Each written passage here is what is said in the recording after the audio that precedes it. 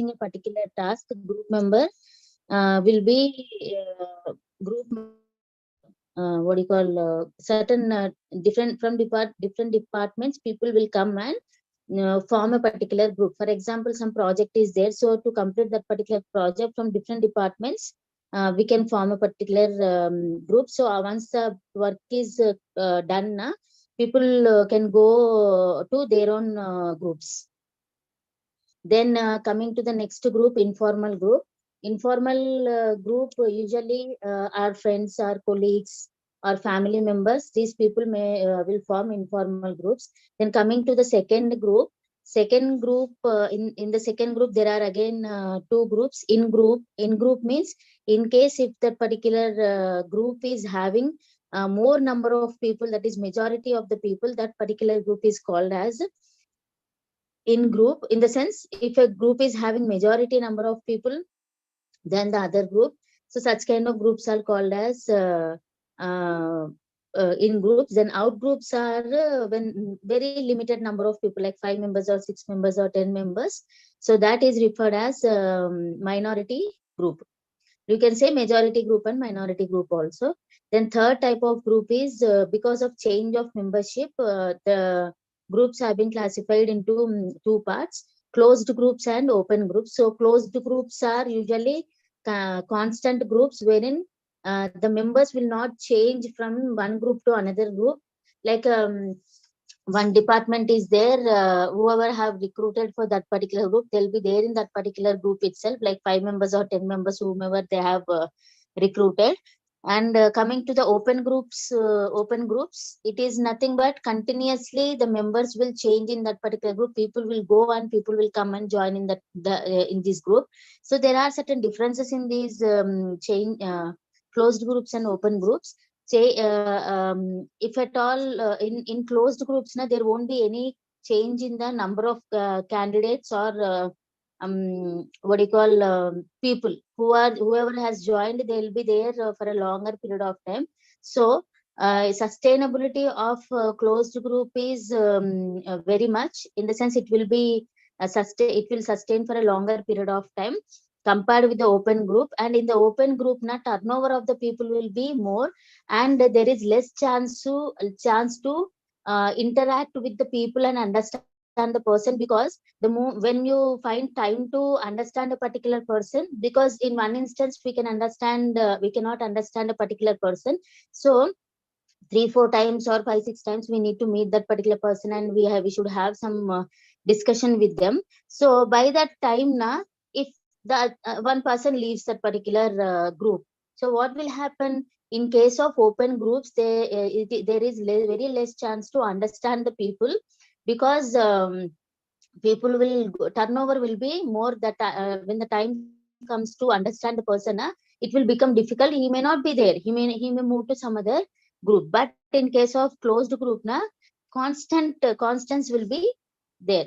In the sense, people will be constant, so one person will have an understanding about other party, and they will know each other. They will understand what do you call people. Yeah, because they'll be there for a longer period of time, and that makes a good relationship between the people. Because when they understand each other, they'll come when they work together, they know the mentality of other person. And at times they may compromise, like this person is like this only, okay, why should not I compromise, because his nature is like that only. So it's better I compromise and I go along with him. So in that way, in the closed group, it will be constant for a longer period of time, and understanding among the people will be there, which leads to a productive what do you call output from that particular group, whatever it is. It may be decision making, it may be work or anything. So this is about types of groups. One is formal group. Under that, we have command group and task group. Another one, informal group, friends, family. And you may form a group, the people who are having same interests and same beliefs, same thoughts. You may have a particular group in the organization informally. Then a second group consists of in groups and out groups, wherein majority and minority people will be there, and the third group is based on the change and the change in the membership. So these groups are called as open groups and closed groups. Then coming to, just a minute, I'll log out from the mobile. Ma'am, which chapter?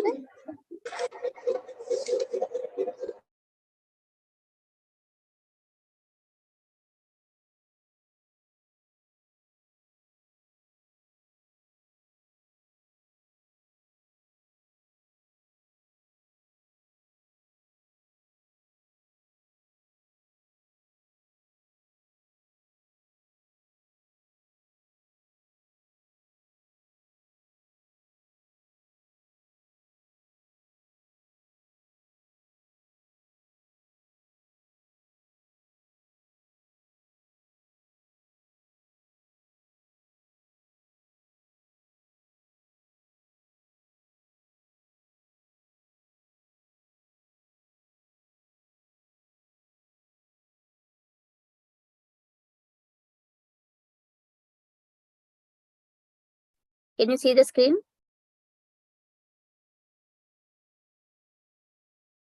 Can you see the screen? Yes, ma'am. Now we can see. Okay. Now I don't know. Now power has come. I'm using my system. If at all again power goes off, I need to use my mobile phone.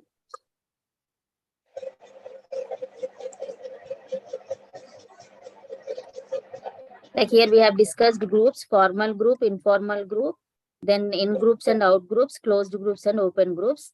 Now we'll discuss about why people have to join the groups. So why we need to go and be with somebody else. So in the organization specifically we discuss. So to achieve some objectives, if you are having like a certain kind of objectives or aims, which you can't alone achieve, then you go and join with the people who are having same objectives or same goals like you. For example, organization itself is defined as combination of people who are having same goals or same objectives. So organization itself has been established with the people who have common goals and objectives. So as an individual person, you may not achieve that particular objective. Something like doing something to the society or running an orphanage or old age home or what do you call, giving good education or free education to the people. So you may not individually what do you call achieve that particular objective. So you will bring together, you'll bring some other people who are having same kind of objectives like you. So for that particular purpose, people come and join in a particular group. And security. So if at all you have any problem and somebody has to if you alone fight for that particular problem, it may not be sufficient. So what do you think, if I am in a particular group and if that particular group fights again, fights for me, the result will be very easy and it will be very strong. So that is the reason why in the organization we find some unions. So whoever is having the problem, union will represent on behalf of them, so that they can find solution very easily. So in the organization, a person will go and join in unions to protect themselves, to secure from his job or some problem which arises in the organization. They will go and join in a what do you call unions or in a particular group. Then esteem. So for recognition and praise from others also, people may join in a particular group. Like if how do you get recognition?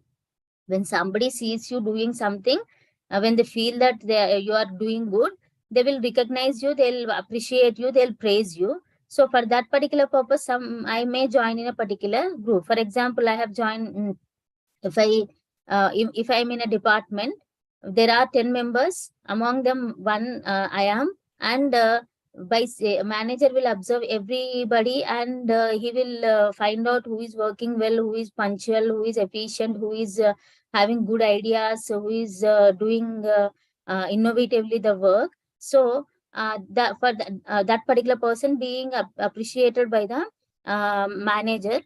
So for that particular recognition also, you may join a particular group. Then affiliation. So some people wants to share their opinions, feelings with others, and their interests also they would like to share with others. So for that particular purpose, you may join in a particular group. In the sense, it can be an informal group wherein you discuss your problems. Somebody may suggest you a particular solution. Somebody may help you financially if you are having some kind of financial problems. So for that particular love and affection and good relationship with the people, you may join in a particular group. Then another reason is power. So when group, what do you call, power can be exercised on others, as or how far a person can influence the behavior or actions of others can be treated as power. So the more the number of members in the group, that much strong that particular group will be. So that and a person can exercise his power on others in that particular group. So if you have to exercise your power, you need to have somebody with you. So in the sense, some second candidate should be there. So so like that, if more number of people are there and you have good leadership skills, now you can exercise power on others. Even formally also, manager will exercise the power provided he will be having a group of people under him. So for exercising power also, we may join in a particular group. And formally, you should have that authority to exercise power. Informally, you should have leadership skills to exercise your power. And identity. So like I am so and so. So for that particular identity, we will join in a particular group. So I'm commerce person. I'm lecturer of so and so college. I'm working in so and so organization. So who am I for that particular question? To give an answer, you should belong to a particular group. Or if we in what do you call, if you go to some relatives also, you're from so and so family. That's what you say, na? Then, so for that particular purpose also, to be identified with something or some particular group, we we join in a particular group. Then another reason is hurdling. So at times now there are the issues of which arises formally in the group will be solved through informal group only. So that is the reason why the head of the departments or the top people in the organization, they form an informal group in the organization to provide a solution for a formal issue in the organization, like some lockouts or some dharnas takes place. So at that particular point of time, they informally call the leaders, union leaders and all, and they try to convince them with their personal relations or with their understanding between the people. So they try to solve that particular problem. So certain kind of issues which cannot be formally solved, they will form a informal group so that they can convince and compromise the people to solve formal issues.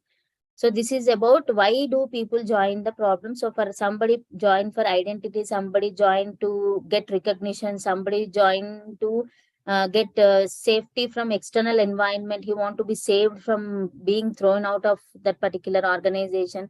And some wants to achieve their objectives for that particular reason. Whoever is having same common goals, they'll join with those people. To exercise the power also, you may form a particular group. Then coming to the stages of group development. So how a group will be developed. There are 5 stages: forming, storming, norming, performing, adjoining. So forming is nothing but it is a basic beginning stage of formation of an organization, wherein nobody knows each other. They try to know each other, and by that time they might have not selected the leader as such. There will be some kind of confusion, like what is going on, who is the leader, why this group has been formed. So it's a basic beginning stage of formation of a group. So where they'll be knowing the structure of the group and purpose of the group, then leader of the group and all. Then coming to the next stage, that is storming. Storming is nothing but here people start meeting with the others, and some kind of conflicts arises among the people when they express their opinions, because for the first time people are meeting, or it's been very few days that people started meeting with each other. So as we know that every individual has got different kind of mentalities, different kind of behaviors.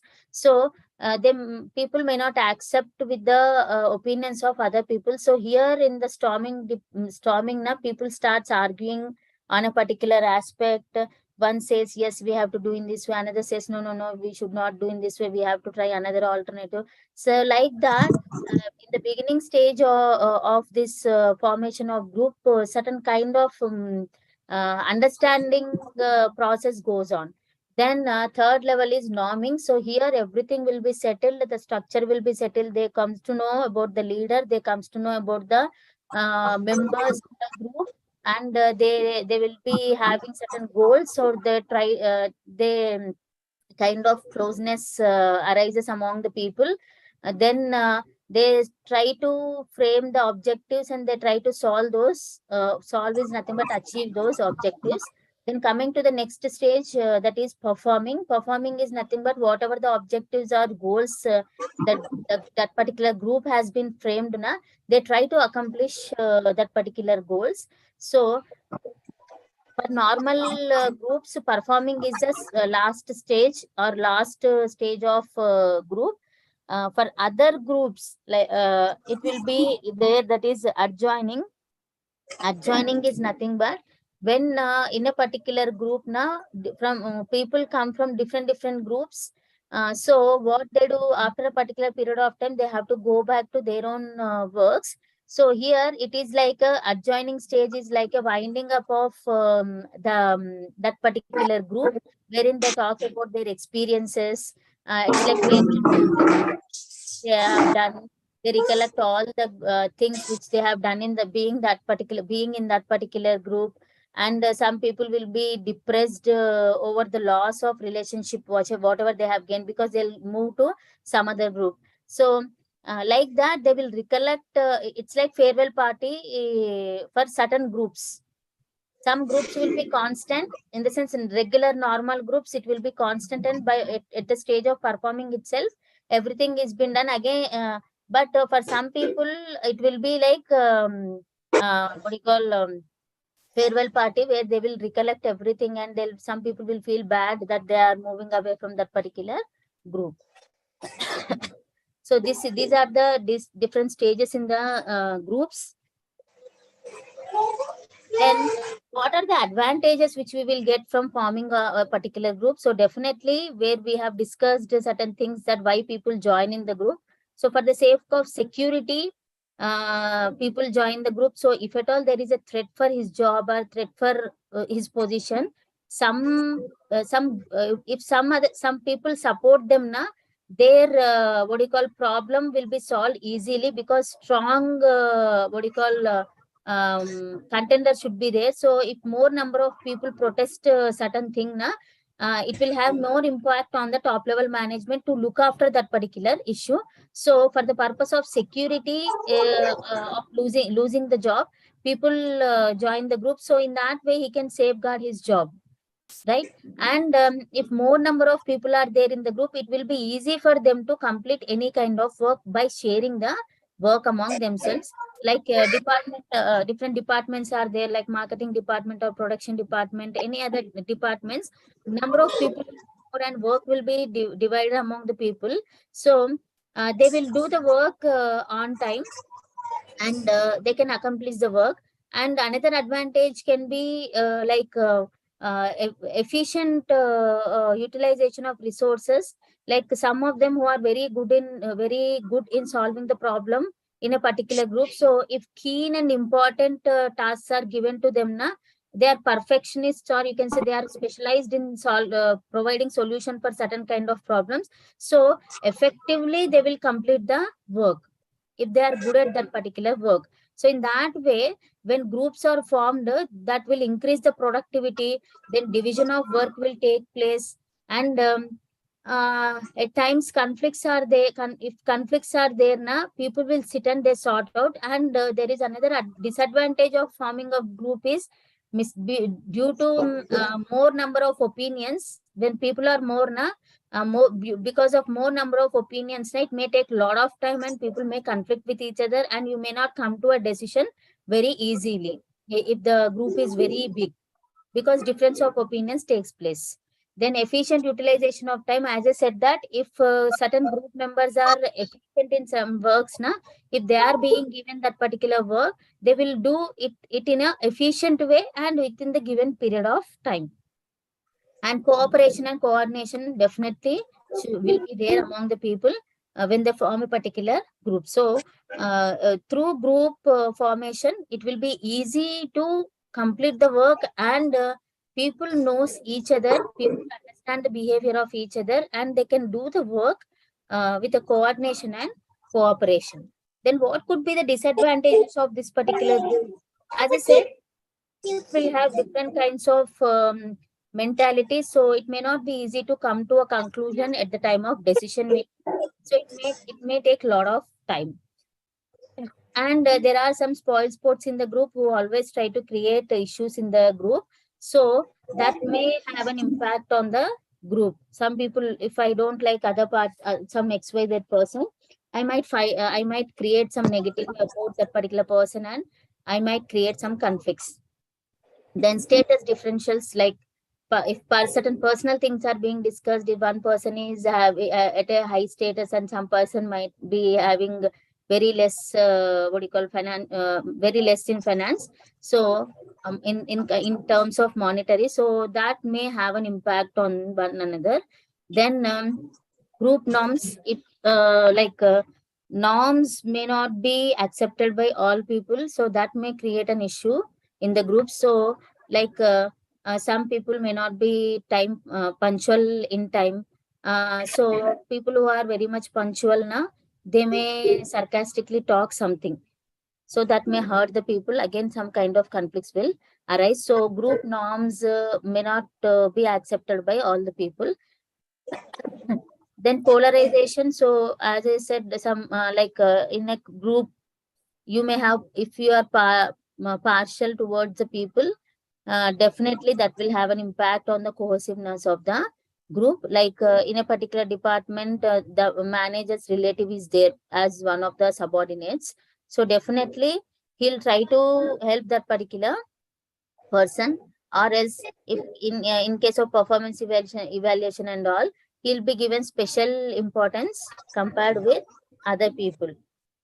So it depends on the mentality of the manager also. So they should not have any polarization as such. But at times, the mentality of the manager is to benefit their own friends or relatives. Definitely that issue comes. Then in the group, different people have got different thinking. So sometimes people may not accept, difference of opinion may be created. So because of that reason also, some conflicts may arise in the group. Then delay in decision making, as I said, that as the size of the group increases, different people have got different opinions. So people may not accept somebody's decision. It may be logically or it may be illogically, or they might be having some personal grudge. So due to that, decision making may be delayed, because it's very difficult to convince all the members in the group. So productivity may fall. So at times, what happens if the departmental members having conflict or misunderstanding among themselves, people may not cooperate with each other, and that may lead to reduction in the productivity of the organization. In the sense, if they don't cooperate, they can't complete the work. Or if they cooperate also, if they have some grudge on other party in that particular group, they may try to spoil that particular work which has been done by the other candidate. So that leads to reduction in the productivity. Then individual bias is always there. As I said that if you don't like one person, you will support other person. Or if manager's friend is there in that particular department or relative is there in that particular department, he try to favor that particular person only. So these are the various advantages, disadvantages, and formation of groups. Now we'll discuss about group cohesiveness. So cohesiveness is nothing but the closeness or an intention of a particular person to be in that particular group or with the number of people in that particular group. In the sense, your love and affection or your likeliness towards being a part of that particular group is called as group cohesiveness. Just a minute, no?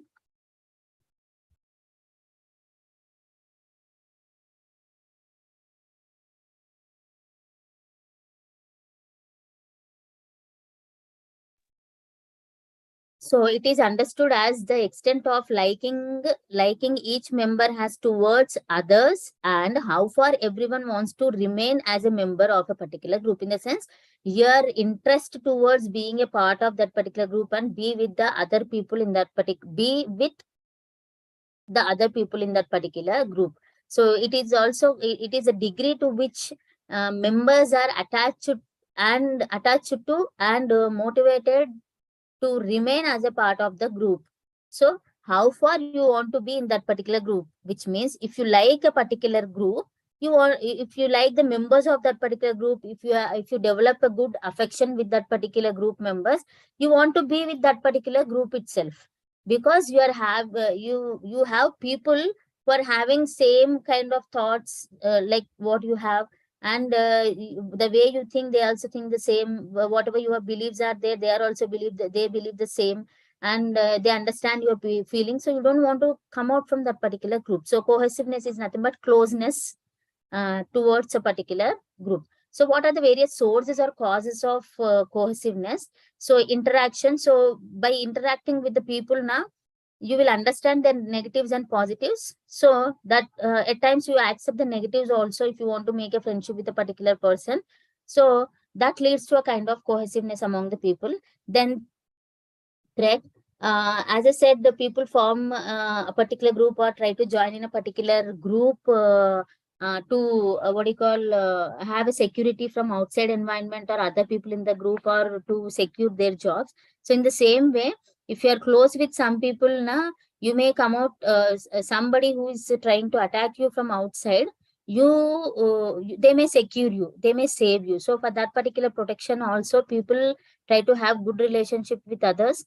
If you are in a family, you feel like you'll definitely have a kind of strength that if something happens to me, my family is there because I'm very much close to them. They love me, I love them, so they can do anything for me. So if that, in the sense, if any threat comes to me, they are there to help me. So for that particular confidence level, to avoid a kind of threat, cohesiveness will be helpful. Then the severity of initiations, it is difficult in getting admission into a group. If a particular group is very strong and it's very difficult to enter into that particular group, that means that that group is so much strong, they don't allow any other person to enter into that particular group. Like certain departments will be there, people will be very strong and they want to show that their department is performing very well compared with the other groups. So they don't allow any XYZ into their particular group. So that leads to the more difficult to, if it is very difficult to enter into a department, that means that the department is very strong and people are very much cohesion with each other. Then shared goals. So people who share goals among the others in a particular group, definitely that particular group will be very strong and very cohesive. In the sense, a group will be having their own objectives, their own goals, and if everybody tries to achieve that particular goal and sincerely they put their efforts to achieve that particular goal, which means that they are that much cohesive with each other. That is the reason why they are completely involved in that particular goals, in the sense they have shared the group goals. Then attitudes and values. So people who have same kind of attitudes, values, beliefs, they come together, they be with themselves only. In the sense, they share their opinions, values, and feelings with those kind of people only. That leads to a kind of cohesiveness. Then size. So if the size of the group is very small, then that will be having more cohesiveness. because people understand each other, they know plus and minus of other people, and they go along with these people. But if the size of the department increases, cohesiveness will come down, because again issues will arises, understanding levels will come out. Some people may not agree to the goals of the that particular department or that particular group. Some people may not like others behavior. So as the size of the group increases, the cohesiveness will come down. And if the limited number of people are there in the group na, if they're having same kind of values, ethics, morals and opinions, thoughts na, definitely the cohesiveness will be more. And in the cohesive department, in the sense, in the if the people in the department are very much close to each other, definitely they'll cooperate and coordinate with other people to achieve the goals of that particular group. So what are the positives and negatives of this group cohesiveness? So in the sense, if people want to be in that particular group, and if the people want to be with few people in the group na, definitely their morale will be boosted towards the group goals. I have to achieve, I have to contribute, I have to make my department feel proud. So that morale will be increased, or morale will be boosted among the people, and they try to achieve the goals of the organization if people are very much cohesive among themselves. Then high productivity, like if I like somebody, so what I do, if any task is given to my department na, definitely I'll put my 100% to achieve that particular goal, because I want to I want to help my friends in that particular group. I want to make my friends to make my department to complete the work. So definitely that intention will leads to a lot of cooperation among the people. Then that leads to productivity, or you will give efficient work. Then better communication, like if you are close with other person, definitely there are very less chances of communication gaps and conflicts. If anything is there, you will openly talk and discuss and solve that particular issue. So good communication will be there among the people if they are having good cohesiveness. Then conformity and influence. So definitely, if, when people in the group are very close, understand each other, they'll confirm the work what they are supposed to do, and they will influence their colleagues also. It may be positive or negative. Like students, they will get influenced to negative things very easily, like smoking and drinking. Like if they make friendship with other students na, if they like that particular person, whatever habits he is having, other person also tries to what do you call get habituated to those things. It may be a positive one also. If you are having a friendship with a good person, he or she is very good in studies and all, now you'll get attracted, and they'll influence you, so that you will also start studying well. So in two ways it will have an impact. Then what are the negative things, like group thing? So it may have an impact on what do you call in a negative way also. Like everybody may go against to the group objectives, that they don't want to work. Or why should we work for something else, when we don't get any kind of benefit? Why should we do that particular work? Then it may lead to low productivity, because if a lazy person is there, if he influences others also, if the second person also got influenced, then obviously the productivity of the department will come down. So what the aspect for what you are getting influenced matters a lot. If you are getting influenced with a positive thing, definitely it will lead to productivity. If you are getting influenced to the negative things of others, then the productivity will come down. So this is all about group cohesiveness. Now we'll discuss about communication.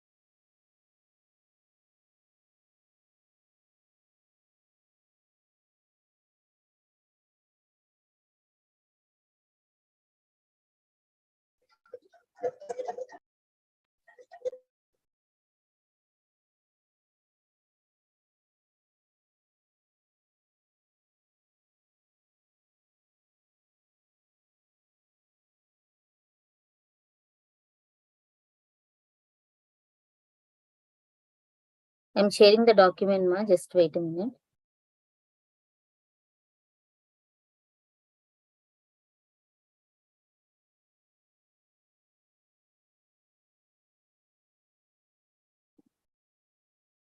So I'll start by it is getting late. So communication means it is a way to what you call passing the information to one another. So in an organization, communication is very important because group of people will be there, and to accomplish a particular goal, communication plays an important role.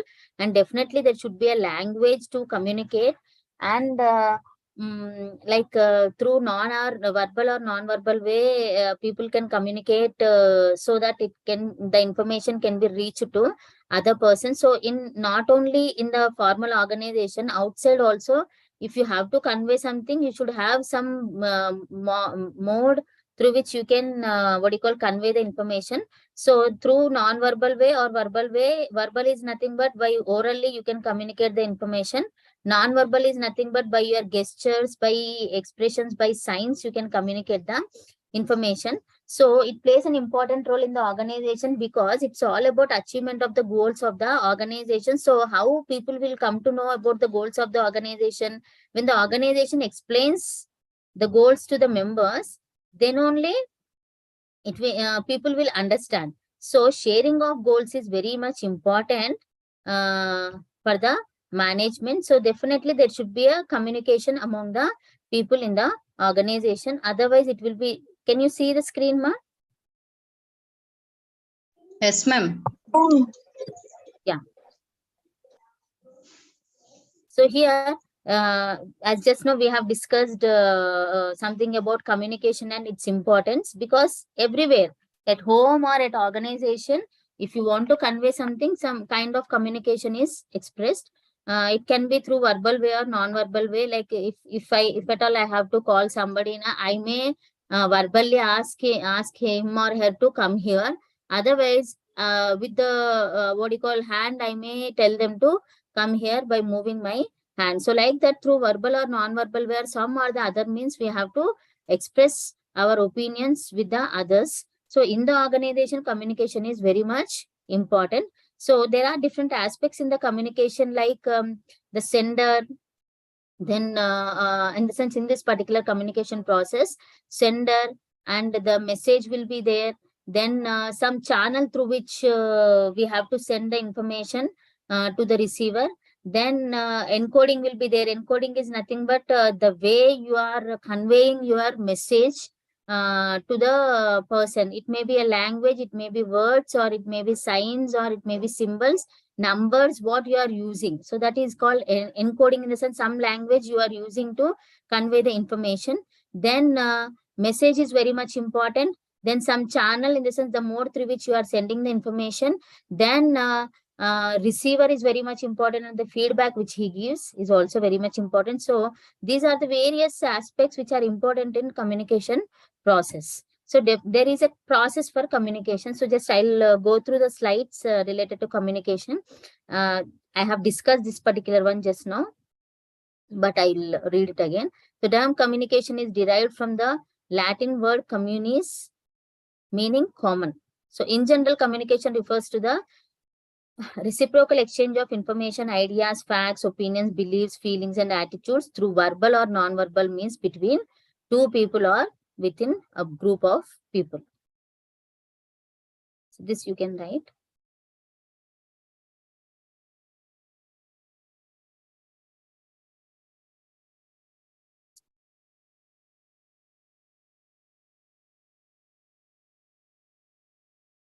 So in the organization, this communication is very much important, and it will have certain process also.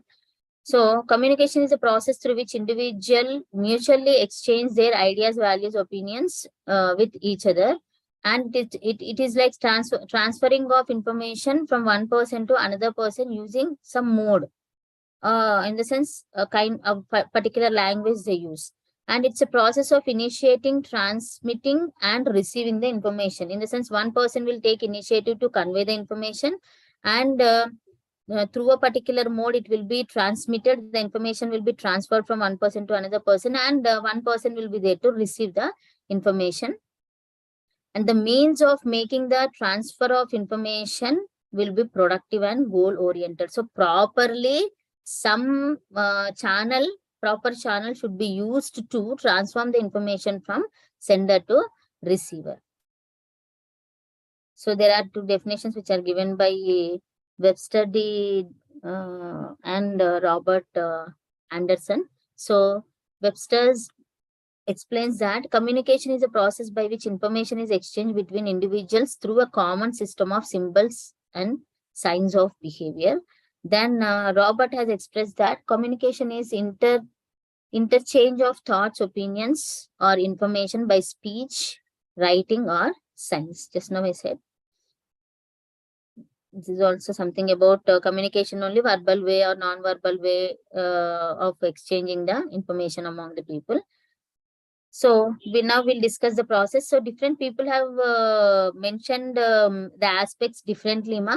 So I'm following one method that in the sense in the process, you can refer any book for communication. It is quite easy. So sender will be there. Then the message will be there. It will be encoding will be done. Then through a particular channel, the message will go and that will be decoded. It will be decoded by the receiver. Then the feedback will be given. So this is the process of the communication. So communication basically is a process of sending a message, oral or written.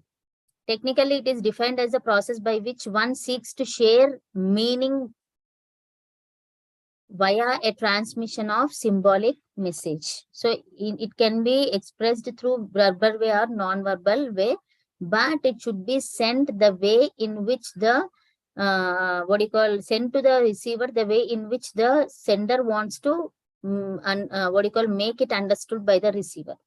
So ante నాకు ఎలా అర్థం అవ్వాలో ఆ విధంగా నాకు అంటే receiver has to receive the way in which sender is willing to understand. So 3 points are very much important. So communication involves people and their relationship with others. So people should be there in the communication. In the sense, sender and receiver should be there. Then communication involves shared meanings or presumptions which suggest that people must agree on the definition of idea or talked about. So some kind of information should be there to be passed between these two people. And what should be there? It should be some words, some kind of gesture, some kind of it can be numbers, it can be symbols, sounds, any kind of letter, anything can be done, but the other party should understand what the sender wants to convey. So this is the process. So encoder, sender, both are same mass. So it is also called as source also. So I'll tell a normal way. So encoder or the sender means the person who wants to convey the information to the other person. So he'll take some message and he'll encode that particular one. Encoding is nothing but a language which they use to convey the information. So message refers to to send an idea. It is the topic being talked about in a conversation. So it may be anything. For example, I want to convey that tomorrow there is a meeting. I may announce orally coming into the launch or coming into the department, or I may send I may send a circular.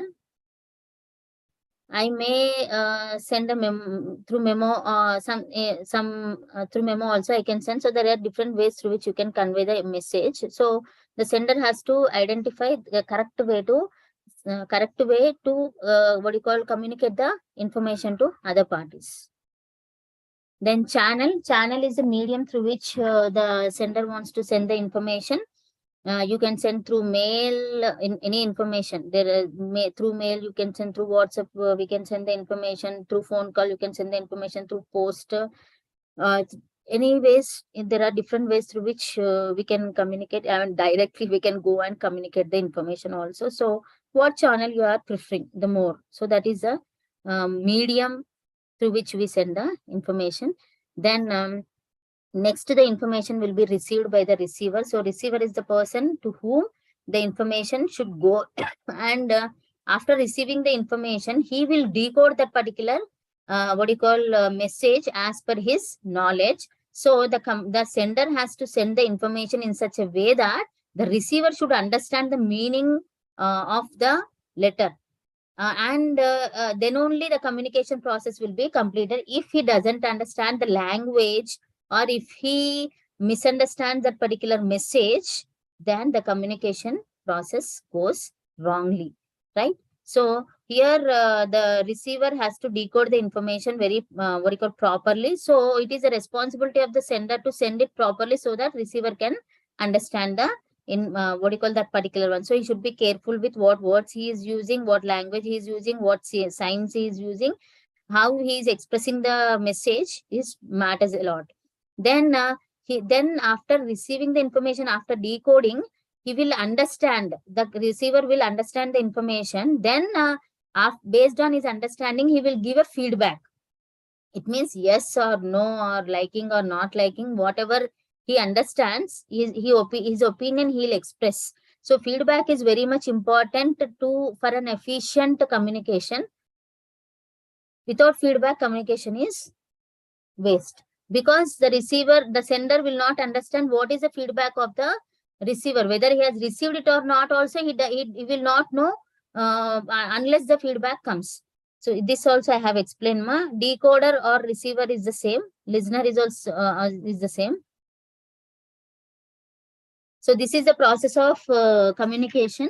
Now, there are advantages and disadvantages, or there are so many barriers for communication that I will discuss. This information I don't have in slides, I'll discuss this particular one. So there are different kinds of barriers. So from senders related barriers, we have some situational related barriers we have, and from receiver side also we have barriers. Barriers are nothing but certain things which hinder the communication process. Are you listening? Am I audible? Yes, ma'am. Yeah. So from sender's side, we will see the barriers for this communication. Communication goal. First one is communication goal. So if the goal should not be fixed properly by the sender, definitely the communication process will get affected. In the sense, he should have a very clear understanding about the information which he is sending. So if he feels that, okay, whether message goes or don't goes, I'm not bothered, I'm sending the information. If he thinks in that way, somewhere it may misfire. So the communication may not happen properly. So the goal which he is fixing, that how the message should reach the person and how the receiver has to receive it, all those things, if we fix properly, definitely communication gap will not be there. But if goals are not fixed by the sender properly, so communication process will get affected. Then communication skills. So if the letter, if the words which he is using, or if the symbols which the sender is using, if the jargon is different, and if the language which he is using may not be understood by the receiver, if he doesn't understand, the communication process will get affected. So if the sender doesn't use proper grammar, punctuation, or information properly, if he doesn't frame the wording properly, if he doesn't instead of writing tomorrow at 11:30 meeting is there, so instead of writing 11 and semicolon 30, if he writes 11:30, people understand that what is this 11:30. So if some mistakes take place, again the meaning of the communication will get spoiled. So because of the lack of communication skills, also communication will get affected. Then interpersonal sensitivity. So lack of interpersonal sensitivity is another reason why communication may fail to achieve the goal. the sender may convey the message clearly and correctly to the receiver, but fails to get intended results because of the message does not motivate the receiver to respond positively. So in the sense, if he doesn't send the information properly, message will go. He will receive the message, but the feedback which he gets now, it may not be what he is expecting, because there is no sensitivity in that particular message. So in case of insensible person, yeah, what do you call, if their motive is to only send the information, they'll send the information, but people may understand in a wrong way. For example, if I say that kindly make it convenient to attend the meeting at 12:30, so people will, it goes in a positive way and people will understand that 12:30 at this time we have to attend. If I say, this is one way of communication. If I say that if people don't attend to meeting tomorrow at 11:30 or 12:30, they'll be fired off. So it may give a negative impact to that particular information. They feel that why this person is telling like this, why he is talking arrogantly. So that may lead to misunderstandings among the receivers. So in a sensitive way, they have to send the information properly. So if that sensibility will miss, if the sensibility is missing in the message, na, definitely communication process will get affected. Then consistent non-verbal signals by the sender. So if the inconsistent non-verbal signals. So if your body language is not proper, and if you fail to, if your facial expressions are not good, definitely whatever you are conveying, na, that may go in a wrong way. For example, I go to class, and before that I had a fight at home. So the way I convey the information to my students differ from if I go in a normal way and convey them. So my attitude will be different. I may convey the information very angry manner. Actually, it was supposed to be conveyed in a soft manner. With that mindset, with that irritated mindset, I may express my things in a wronger way. So the non-verbal communication, non-verbal things which I use now, like my body posture or my facial expressions. If I put an irritating face and say that come to the meeting, then people will fear that, oh, she's going to fight with us, she may scold us. So that will have an impact on the communication. Then that will be a, what do you call, barrier in the communication. Then fear. So if the sender fears that the information may not go properly, if the receiver may not receive the way in which I wanted him to receive, so if that fear is there, definitely they may make some mistake in communicating the information. Or in another way also, we can say, with that fear we may be very cautious and we may be very specific in selecting the what do you call, channel, and we may be very careful in writing the message, or what do you call, sending the message. So two-way effect will be there because of the fear. At times it may spoil, at times we may be very much careful.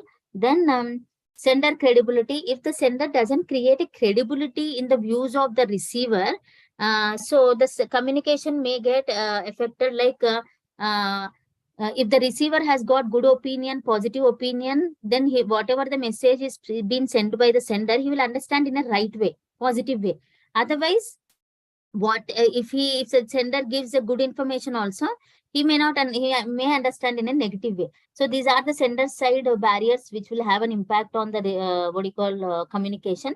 Receiver side, poor listening power. So if receiver is not interested to listen to the one, he will not receive in a proper way. So so if he doesn't receive, he will not understand it in a proper way.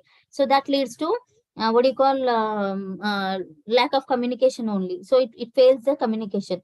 Then evaluating source. So if the receiver predetermines, or if he evaluates the sender in a wrong way, what the way in which the message sent by the sender also will be understood in a wrong way. For example, I don't like my boss.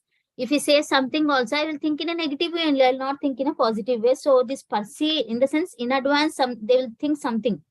Then another thing is perceptions. Just now I said, the perceptions of the receiver on the sender will have an impact on the communication. If you are having a good opinion about the sender, whatever he says, you will understand in a better way or positive way. You will take it in a positive way. But if the receiver is having negative opinion about the sender, whatever the sender communicates, the receiver will understand it in a negative way. So that may give a wrong meaning to the information communicator. So in that way, it will become a barrier to the communication.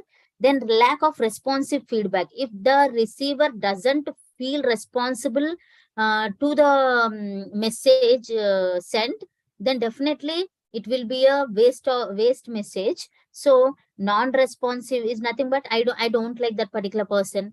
I don't like his conversation. I don't like this particular meeting at all. So how I will listen to that particular meeting? How I will attend with that particular meeting?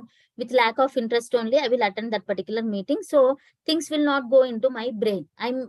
So if somebody is very serious, then he will understand that particular meeting very well. So that lack of responsiveness also, responsiveness of the receiver also will have an impact on the communication. Then some situational barriers are also there, like jargon, in the sense certain words or vocabulary which you use now that may be new to the receiver. So different organizations use different jargons, like some shortcuts they use. So the codes will be different from different organization. If that code is not understandable by the receiver, definitely the communication will get affected. Then information overloaded. If the sender sends lot of information, and if that is overloaded, receiver may not understand in a proper manner.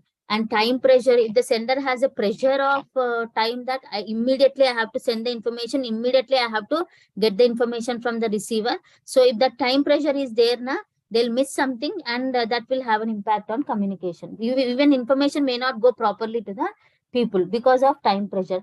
Then communication climate. So the environment in which the information is sent also matters a lot. If the the receiver doesn't have trust on other person, if the receiver doesn't like the sender at all, if the sender doesn't like the receiver at all, definitely that personal things will have in their mind, and that will have an impact on the message which they are sending. So this will have an impact on the communication. So how we can overcome from these barriers? So if the sender sets their goals properly, if he sends the message properly, the way in which the receiver should understand, definitely the communication process will be effective. Then practicing empathetic communication, in the sense the sender has to send the information by thinking of receiver's point of view. If I send in this way, how he will think?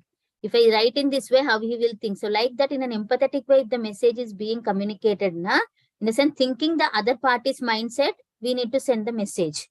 Then we will get the right information, or the communication process will be completed. Then improving communicators credibility, in the sense the sender has to create a good opinion about him in the views of receiver.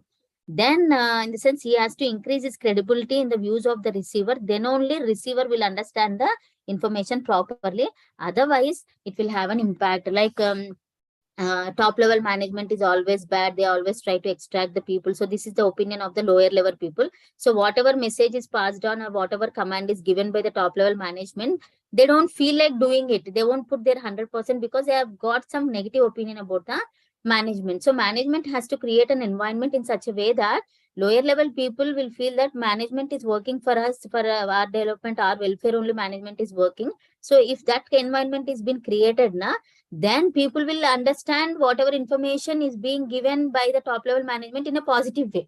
So such kind of environment the sender has to create in the views of receivers. Then encouraging feedback.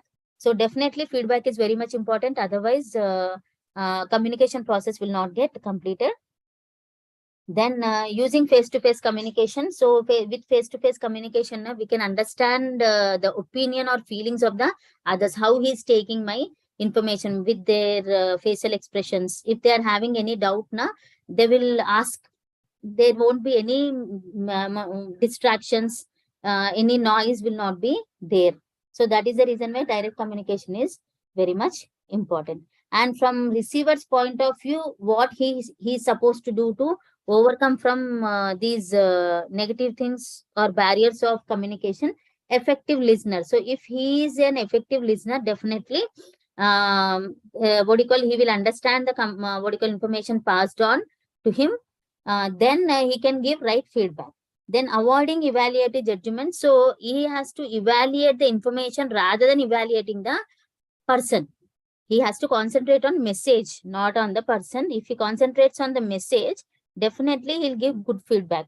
Then providing responsive feedback is nothing but he should have some proper sense to he should concentrate on the message, and in a sensible way he has to respond to the message. Then only you can successfully complete the communication process. So here we have completed communication, importance of communication, definition of communication, process of communication, barriers to the communication, and how to overcome from these barriers.